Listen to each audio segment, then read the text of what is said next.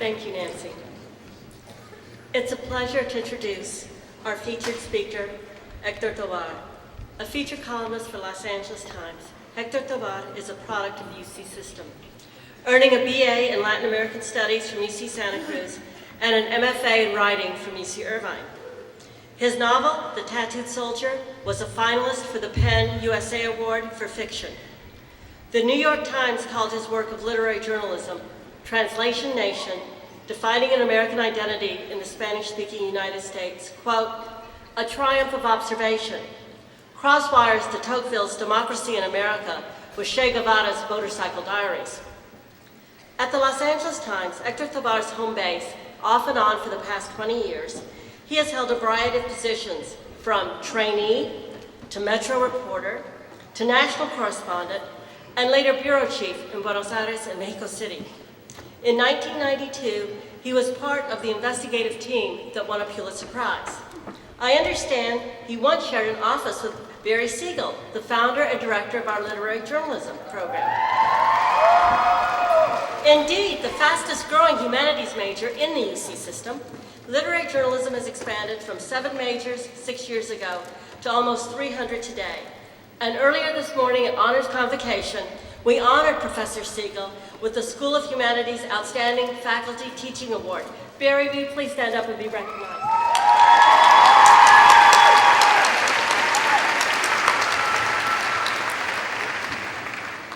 Now back to my introduction of our illustrious Anteater alum.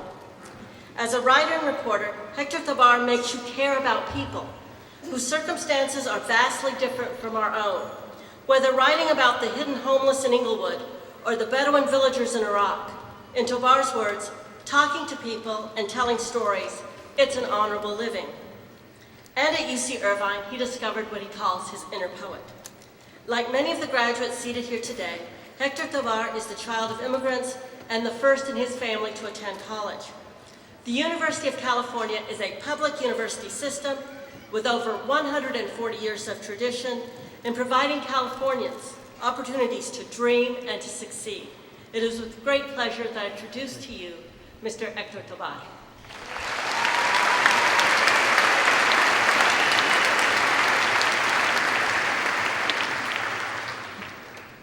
Provost Gottfredson, Vice Chancellor Gomez, Dean Ruiz, professors, distinguished graduates, parents, and loved ones, as a son of California and as a proud product of 2 University of California campuses, including this one, it is a great honor to be invited to speak to you today.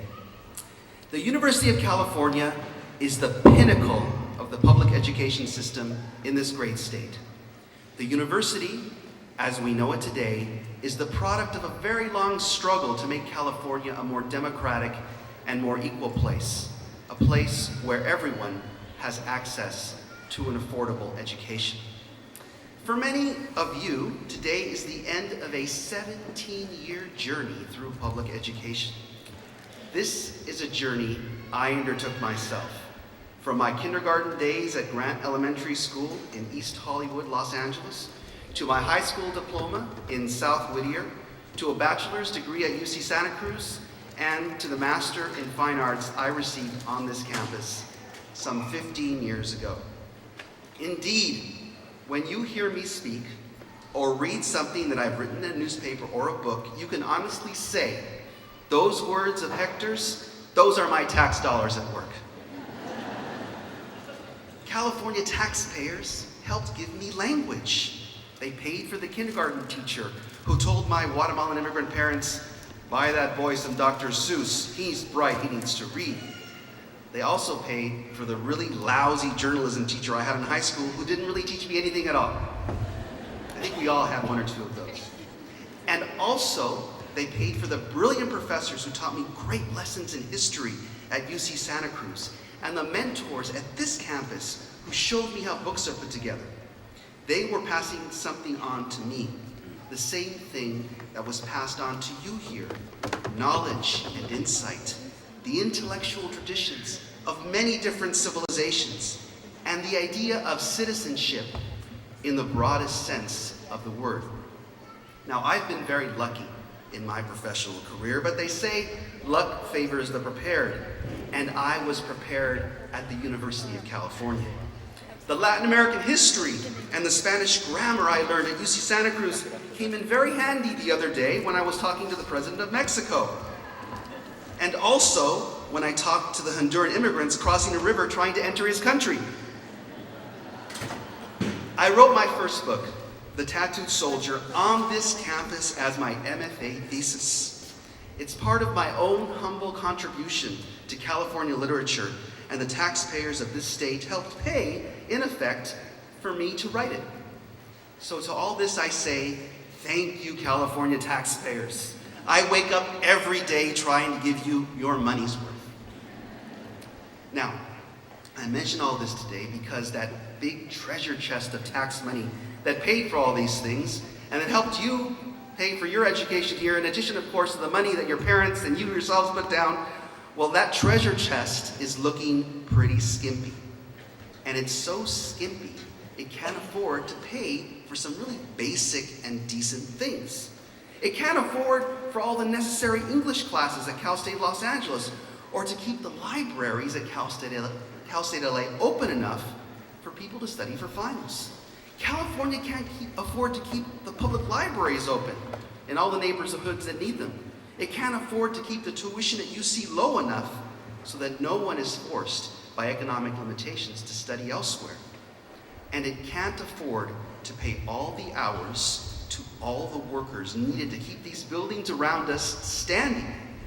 A few weeks ago, in fact, after accepting the invitation to speak here at this campus, at this ceremony, I was approached by representatives of the maintenance, cooking, and cleaning workers at several UC campuses. Just this week, I met some of those workers at UCLA. Their parents, moms and dads, who are trying to support families on $13 an hour while having their hours cut. The union representatives of these workers asked me not to come here and speak.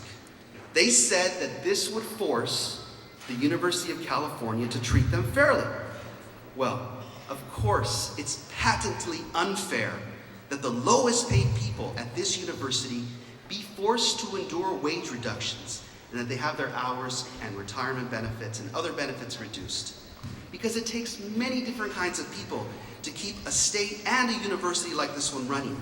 It takes professors, it takes TAs, it takes gardeners and janitors and secretaries and accountants.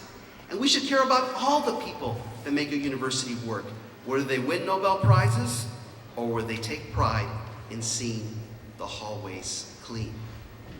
And yet I didn't do what those good union people asked me to do. They asked me to stay away from this ceremony to punish the UC Regents, to send a message that their policies are misguided, amoral, and unfair.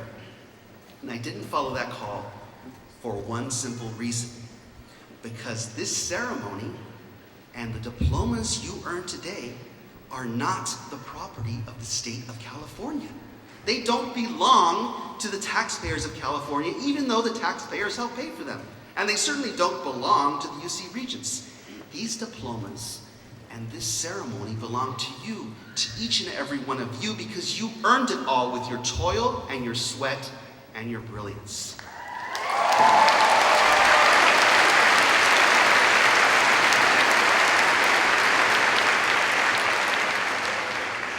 Now, it's very important to remember a rarely repeated but essential truth.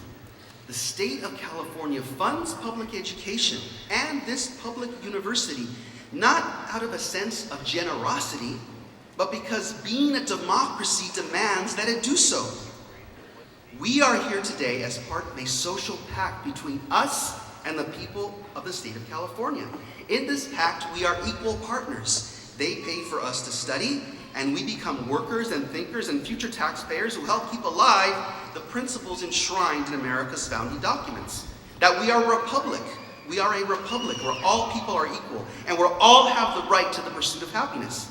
The people of the state of California do this because without you, and without thousands and millions of educated people like you, there is no democracy.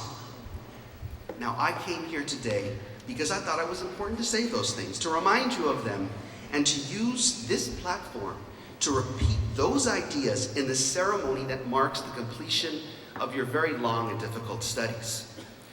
Educating you isn't a luxury for the state of California.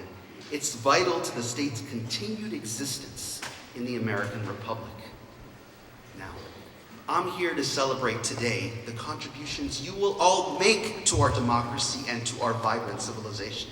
The contributions you will make by teaching, by writing books, or by starting a business, or by creating art, or even by fighting for a living wage for all. And I came here to remind you that this institution, like so many others, is under threat. And that even when you leave here, you have to do all you can to fight for this institution, to fight for the University of California, and for all public education, to keep it affordable and accessible for all.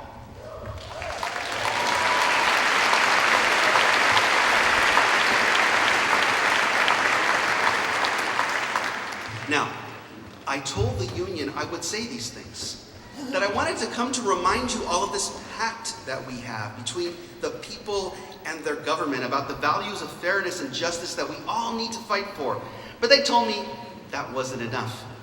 The union told me it's your actions that we need, not your words. Your words are useless to us. Now, that's not something you should ever tell a writer.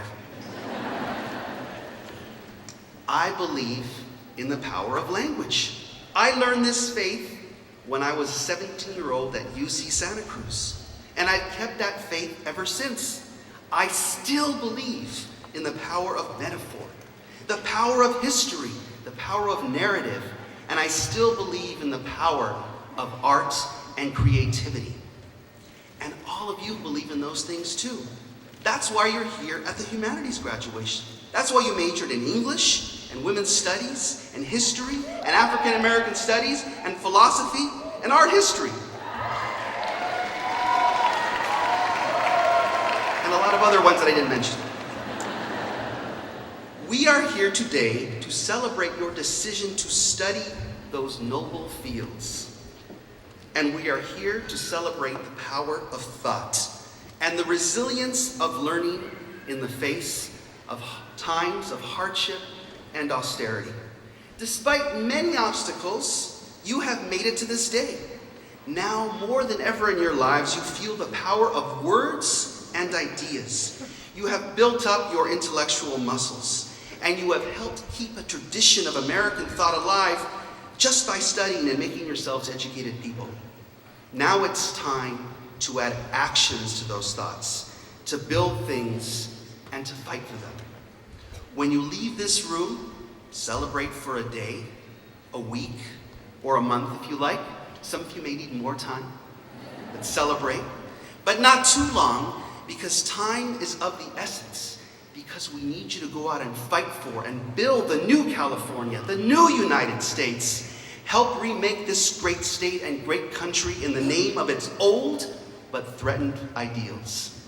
Make it a place of equality and justice again, with opportunity for all. Thank you very much.